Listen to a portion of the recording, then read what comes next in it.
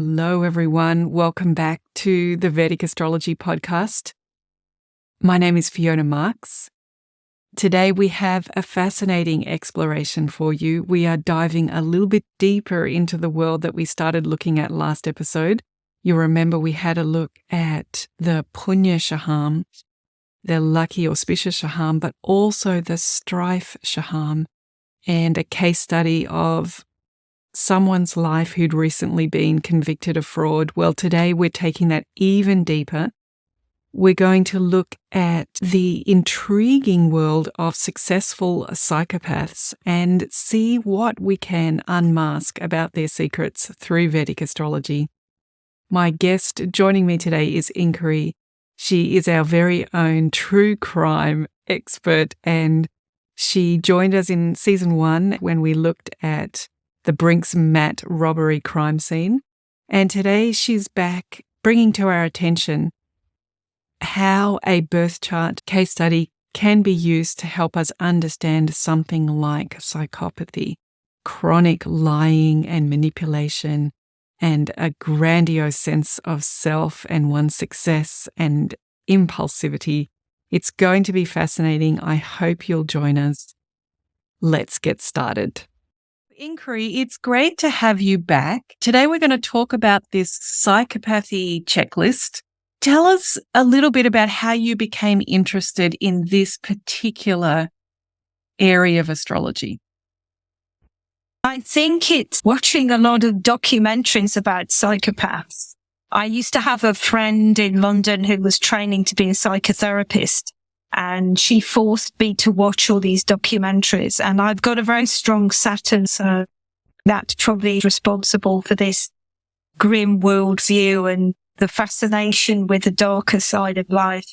You certainly are our true crime expert on the Vedic Astrology podcast. You were with us in season 1, episode 7. We looked into the Vedic astrology of a crime scene. Yeah, that absolutely fascinating. I loved doing that. I really did. It's taken a while, but we're back again, and we are revisiting one of your papers from the practicum year of the Vedic Astrology Apprenticeship. So Inkeri and I are colleagues. We went through the apprenticeship at the same time.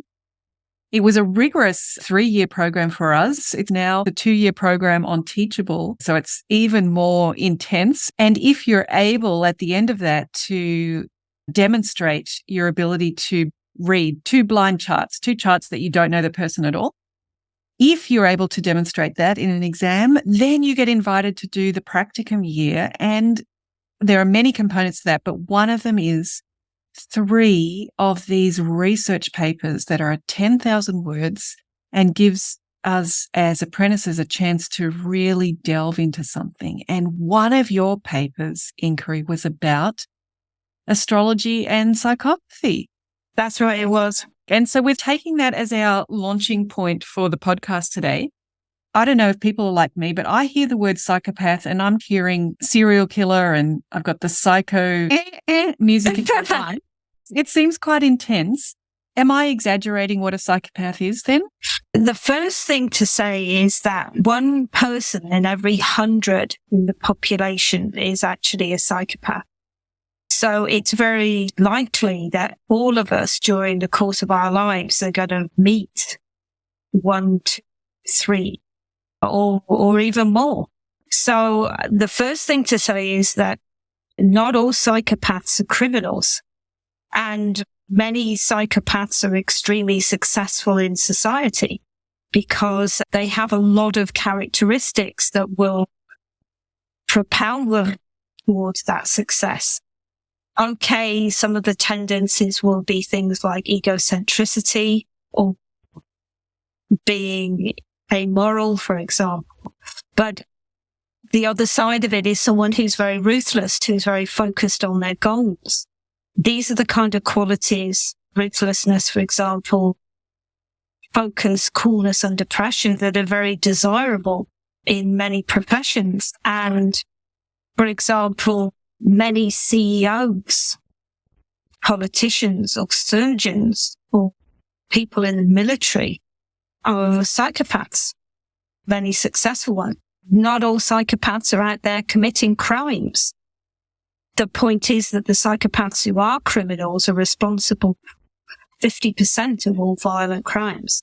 So you might have 20% of prisoners who are psychopaths responsible for half of all violent crime. First thing to say is that psychopaths are born and not made. And that's why it's so interesting to look at an astrology chart.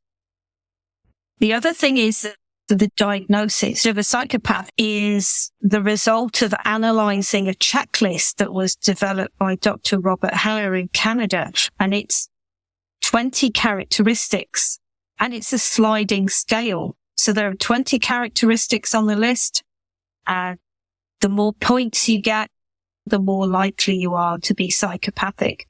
But everyone has some of these tendencies.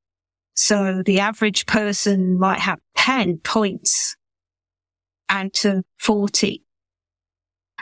Someone in prison who's guilty of antisocial behavior might have 20 points. But to be a psychopath, you've got to have 30 out of 40. I agree that we might see a little bit of ourselves in this list. In the past, there has been a practice of using this checklist to actually recruit people for particular jobs.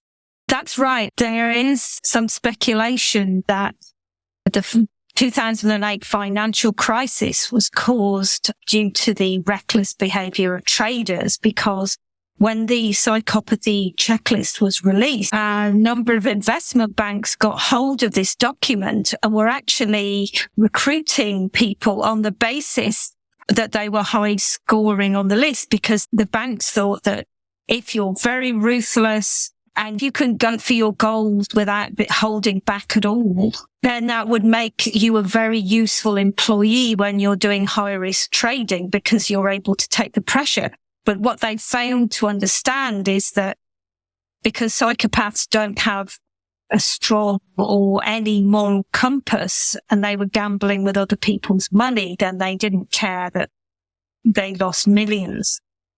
But if you think about James Bond, for example, James Bond would be an archetypal psychopath, but he is a character that's very admired in our society because he's cool under pressure. He can kiss you and then kill you. And then tell us a little bit about psychopaths are born and not made versus this sliding scale thing. As a layperson listening to what you're saying, by the time you get to 30 points out of 40, the wiring of your brain is different than of us who are on the 10 or 12 points or whatever. We don't necessarily have that wiring. We just have some selfish kind of behaviors. Whereas the 30 out of 40, it's not a choice by that person. It's just the way they're wired. Yeah, that's right. The brains of psychopaths are wired differently, and it would be possible to diagnose a child, but for moral reasons, at the moment, that's not considered desirable, but it would be possible to test for that and to come up with a diagnosis. You can also look into the brain of the individual and perform various tests and actually see how the brain is wired differently. Interesting. All right. And maybe this is a good point to get on the record that I am not a psychologist, I'm not a psychiatrist, and I'm in no way qualified to diagnose anyone. What about your background, Inkeri? Now, I can say that although I'm interested in this and I've done a lot of reading, I'm not a clinical psychologist. I couldn't make a formal diagnosis, but using the checklist and looking at an astrology chart, it's possible to draw conclusions. But we have to say again and again that even if you are a psychopath, it doesn't mean you're a criminal, and that these kind of people can be very successful and are typically found in careers that are very high pressure, like lawyers, surgeons, and so on. Yeah, and they really do become, like you say, archetypes that we love to watch. on television or in movies. I don't know that we'd love to live with them, but for some reason. The fact that it's biological and there's so many people in the population with this means that from an evolutionary point of view, there was some advantage in having people like this.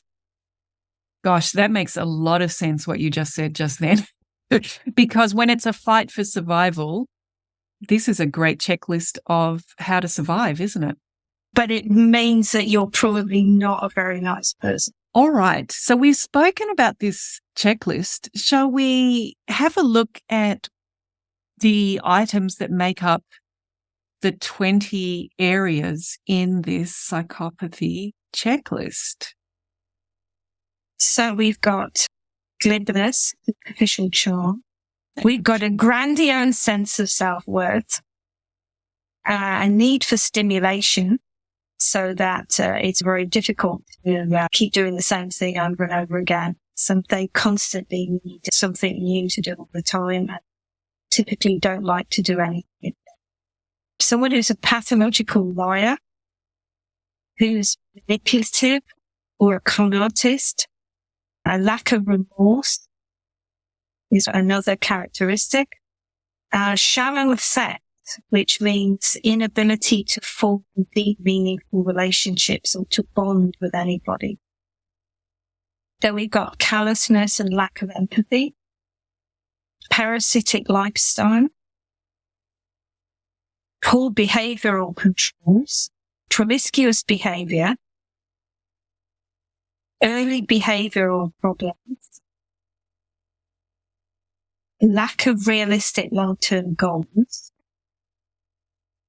impulsivity, irresponsibility, failure to accept responsibility for one's own action, many short-term marital relationships. Then we've got juvenile delinquency, revocation of conditional release. Now, I think that means that if people are on bail, for example, that they're unable to stick to their bail conditions.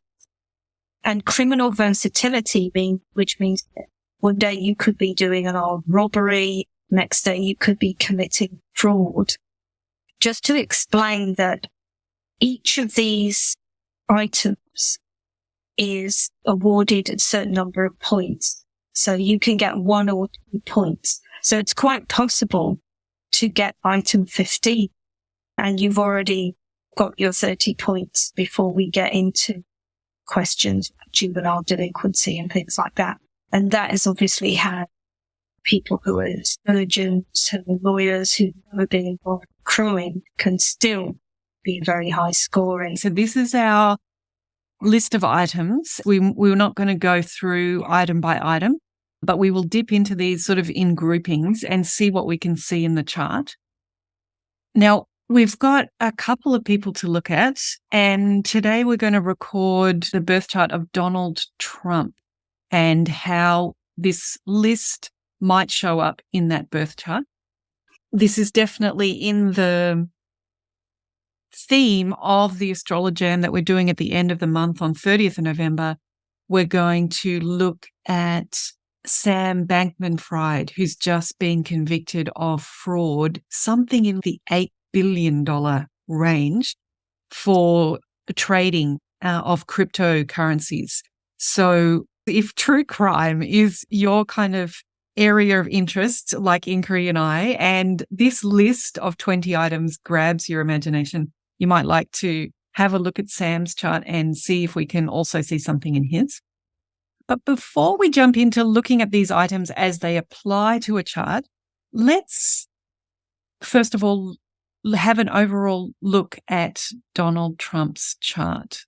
If you are listening along to the podcast, I'm just going to let you know the layout of the chart, and then I'll be handing over to Inkeri to give us some insights. This chart is a Leo ascendant, and in fact, the ascendant is at 29 degrees and 52 minutes of Leo. So it's incredibly late in Leo, isn't it? Just a few more minutes and it would have been a completely different chart. But we have a Leo ascendant. In that first house of Leo is Mars at 26 degrees. There are no planets in the second house of Virgo. In the third house of Libra, Jupiter is at around 17 degrees. And then there are no planets in Scorpio. In Sagittarius, the fifth house, we have K2 and the moon. Actually, they're quite close conjunction. K2 at 20 plus minutes and moon at only just really 21 degrees. So 20 and 21 degrees of Sagittarius, the fifth house. Then we have Capricorn, the sixth house, no planet. Aquarius, the seventh house, also no planets. No planets in Pisces, the eighth house. No planets in Aries, the ninth house, and nothing in Taurus, the 10th house. Then when we get to the 11th house of Gemini, we see that we have Rahu and the Sun, just like we saw in Sagittarius, very close together. Rahu is at that 2048, just like K2, and the Sun is just about 23 degrees. So Rahu and the Sun in Gemini. And finally, the 12th house has 3 planets. It has Mercury, Saturn, and Venus. That is the layout of the chart. Inkeri, what would you like to draw our attention to? Okay, so he has a very colourful chart. He's a very polarizing figure. Exactly. That's what I was going to say. He's some people's hero and he's other people's villain. And there's not necessarily a lot of middle ground. And what are some of the standout features that will help us as we work through this checklist? So he's a Leo ascendant, and Leo is a regal, kingly sign. It's an extrovert, confident, theatrical sign. And if we look at the 29 degrees and 50 minutes of the chart, there's a real sense of urgency and something very karmic, I think, about that particular degree. Trump has embodied a very masculine energy. When we look at the psychopathy checklist in terms of, say, charm and presence, he's got this Leo ascendant with the Sun in the 11th house of games and networking, but he's also got Mars, which is the 4th and 9th lord in the first house at a degree very close to the ascendant degree. And Mars is obviously another very masculine energy. It's a warrior. It's our drive and ambition and our courage. And here it's the 4th and 9th lord. So this is bringing a real sense of dharma and purpose into the first house. So this is someone who's hugely charismatic and very dynamic. I'm just realizing, as you're saying about his masculine energy, what you're pointing out is that the ascendant is in a masculine sign of Leo. The Sun is in a masculine sign in Gemini.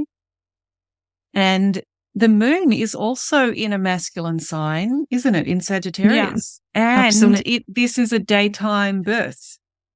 Yeah. Am I correct? Yes, it is. Yes. Yeah.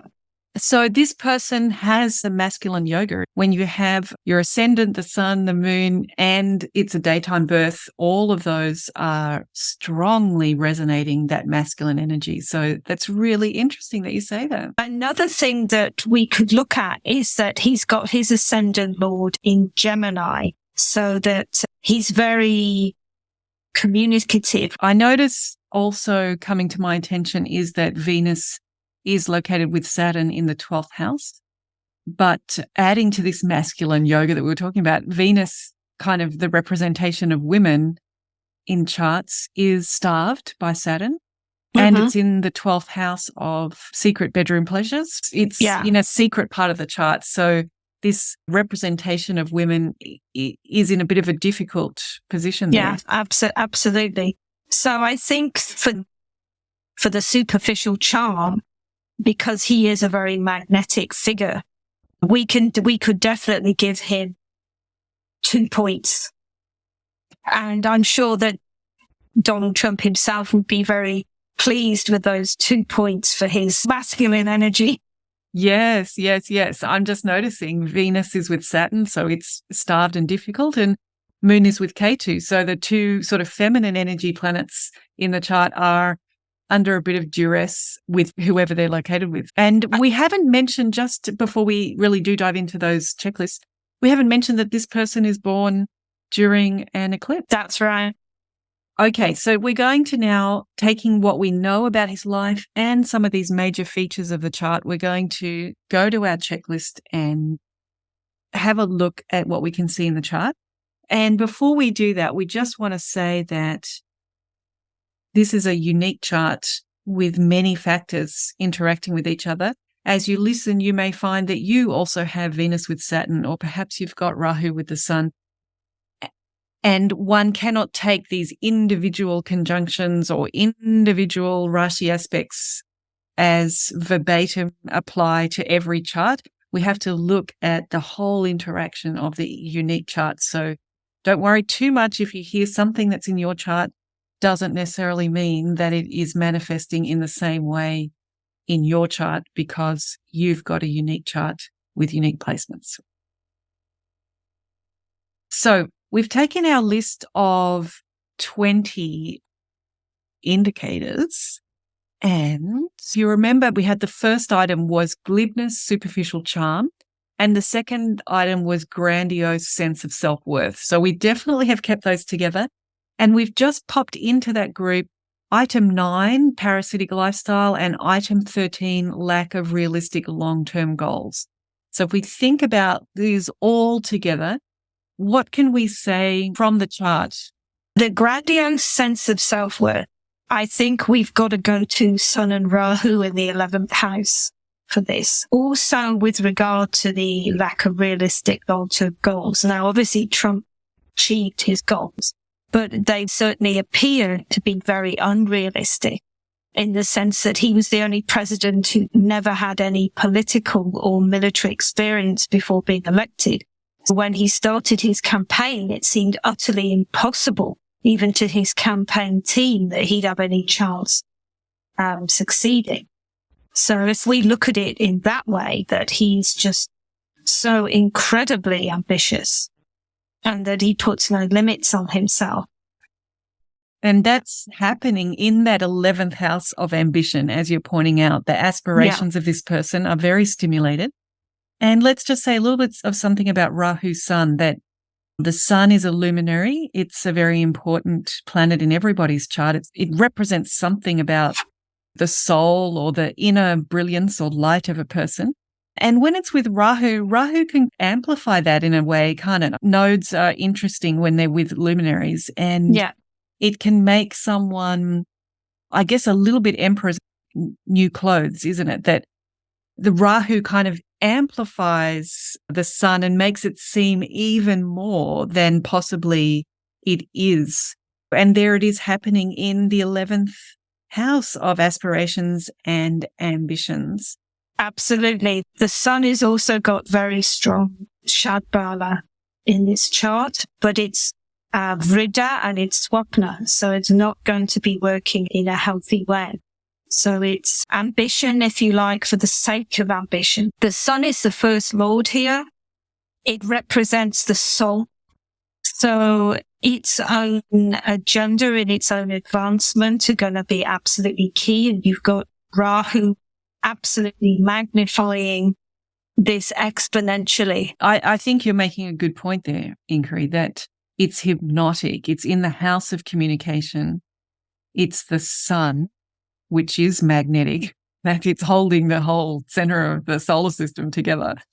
And this person is going to have powerful communication impact on people, and almost, like you say, hypnotic, like an illusionist. People can't look away, can they? He's able to generate these and get people to latch on to them. Picking up on something else that you're saying, we've got the first lord in the 11th house, and with Rahu amplifying that. So this is really ambitious, as we said. But I notice also that the Atmakaraka is Mars, and it's in the first house. Right next to the ascended degree, which is just incredible. which is actually a Raja Yoga, right? It's ruling the 4th and the 9th house, and it's in the 1st house. So it's a very auspicious placement. And all of that is aspected by Jupiter as well. Rashi aspect from Jupiter there. If we go to our checklist, let me give you the wording again. Grandiose sense of self-worth. I think we can say that there is definitely some indicator for that in the chart. And also here it says glibness and superficial charm. What we could certainly say is charm and charisma. That's how I would interpret it. But also the glibness, I think, refers to his love of communication and how he takes to Twitter. And he's always ready to fire off comments on all kinds of topics. Yeah. It's that classic Mars thing of shoot first, ask questions later, isn't it? We don't necessarily need the facts. Anyway, that is our first bunch of items. Now, let's jump ahead a little bit because you just mentioned conning and manipulation. And that's item 5. And we've put it together with item 4, which is pathological lying. So let's have a look at lying and manipulation. Can we see that in the chart? One thing that we can look at, I think, is that you've got Saturn in Cancer with Venus and Mercury. And Saturn is all about discipline and restriction. And the 12th house is no boundaries. Saturn's in great enemy dignity, and it's with Mercury that's the planet of intelligence. We've got Venus is the 3rd lord of written communication, and Mercury is speech. So they are in the 12th house of secrets, but it's the fact that they're starved by Saturn. So when we talk about this chronic lying or conning and manipulation, we have the 2 lords related to communication, Venus and Mercury, both being starved by Lajatadivashta by Saturn. In a sign which has got no limits. So Saturn is going to operate without any limits. This conjunction in the 12th house isn't just responsible for the lying and manipulative behavior, but it's also the lack of remorse and callousness, lack of empathy for others, because Mercury is a planet of friendship. And when it is starved by Saturn, then it is unable to connect deeply with other people. So this is looking like a cluster here in Cancer that is feeding into many of the items from the checklist. Let's just absolutely return to that. So we were looking at pathological lying and manipulation. So we've talked about those, but we're also wrapping in there item 6, lack of remorse or guilt. Item 8, callous lack of empathy. Even maybe item 7, a shallow effect, in that this is Cancer is the home of emotions as far as the zodiac sign goes. And this person has Saturn there starving those Rajasic planets, Venus and Mercury. And having the 6th lord in the 12th makes someone a poor loser. Gosh. And we've got some other items in this bunch together. We've got item 15, irresponsibility, and item 16, failure to accept responsibility for one's own actions. So in some ways, a lot of things taking place in that 12th house being fed by a very powerful 1st house lord, the sun with Rahu kind of combination that's just hypnotic in this house of communication. People can't take their eyes away from this person. And Mars, the Atmakaraka, is a Raj Yoga on the 1st house. So a lot of charisma there as well. It's a potent mix, isn't it, Inkeri? Absolutely. And then you've got Jupiter, which is the 8th lord, in Venus's sign Libra, which is the 3rd house, which is all about personal desires. And Jupiter will magnify that, so it will produce a lot of lust and promiscuous behavior. Not just Jupiter being the 8th lord in the 3rd house, but Venus in bad dignity in 12th, which is all about sexual pleasures. And that is also on the checklist, isn't it? Promiscuity and short-term marital relationships. And Trump has had various sexual harassment claims made against him. And we've put that in a cluster of items around impulsivity. That was item 11, promiscuous sexual behavior. Item 17, many short-term marital relationships. But we've also got Item 3, the need for stimulation. This person is prone to boredom. Item 10, poor behavioral controls. And item 14, impulsivity. Are there any other indicators in the chart that you want to speak to around that cluster before we wrap up on these 20 items of the checklist? I'm immediately drawn to Mars is on the ascendant. This person's going to feel empowered to take action. And then I'm also looking at Rahu with the Sun in the 11th, because the Sun is the first house lord. And I think Rahu can make us impulsive, make us do things that we don't really know the consequences of. Jupiter being the 8th lord in a house of desires. And if Jupiter's not working well, then it's going to make somebody rely on luck and take chances without thinking too much about the consequences. Yes, over-optimistic. Yeah. I think when we zoom back now and have a look at our list of 20 items, we can see how this conjunction of Rahu-Sun in the 11th house, the ascendant lord with Rahu in the 11th house, combined with Venus and Mercury, our lords of communication, being starved with Saturn in the 12th in Cancer, and then Jupiter, the 8th lord, in the 3rd house. All of these items together are giving us a lot of information about the 20 items on our checklist. And look at this as well. The Sun's got almost 600 points of Shadbala. Yeah. It's very powerful. Yeah. And he's got the Drigbala, which is just luck that just happens. He's got 66 points associated with the Sun. That is off the charts, isn't it? Yeah. I think the moon in Ketu is also very interesting. Did you want to say anything about the moon in Ketu? We haven't said much about that. No, I think the moon with Ketu in the 5th house can have difficulties in communication. It is the 12th lord here, isn't it? Negative indicators, prone to treachery, speaks ill of others. We noticed that the 5th house is about investments and gambling. And we have here the 12th lord. So some secrets there. There's a bit of risk taking there as well, I imagine. And maybe a sense with Ketu being there that the person, no matter what they do, it's not quite enough. They always want more in terms of investments.